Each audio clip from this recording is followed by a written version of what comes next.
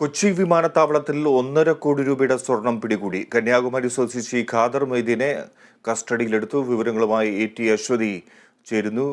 അശ്വതി, കോടികൾ വിലമതിക്കുന്ന സ്വർണമാണ് പിടികൂടിയിരിക്കുന്നത്. ഇയാളെ എങ്ങനെ പിടികൂടാൻ കഴിഞ്ഞു? എവിടെ ഒളിപ്പിച്ചാണ് ഈ സ്വർണം കടത്താൻ ശ്രമിച്ചത്? ഫിജി ഗ്രീൻ ചാനലിലൂടെ കടക്കാൻ ശ്രമിച്ച ഈ സ്വർണം കടത്താൻ ശ്രമിച്ച ഇയാളെ കസ്റ്റംസ് വിശദമായി പരിശോധിച്ചപ്പോഴാണ് 20 സ്വർണ്ണക്കട്ടികൾ കണ്ടെടുത്തത്. ഇയാളെ വിശദമായി ചോദ്യം ചെയ്തു വരികയാണ്.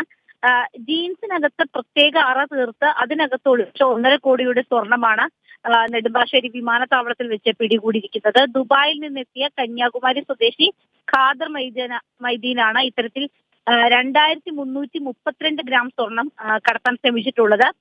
തിരിച്ചറിയാതിരിക്കാൻ ജീൻസിലെ പോക്കറ്റ് തുന്നി ചേർത്തിരുന്നു എന്നാണ് മനസ്സിലാക്കുന്നത്. എന്തായാലും കസ്റ്റംസിന്റെ പരിശോധനയിലാണ് ഇയാൾ കുടുങ്ങിയത്. ഗ്രീൻ ചാനലിലൂടെ കടത്താനായിരുന്നു ശ്രമിച്ചിരുന്നത്. എന്തായാലും ഇയാളെ വിശദമായി ചോദ്യം ചെയ്തു വരികയാണ്.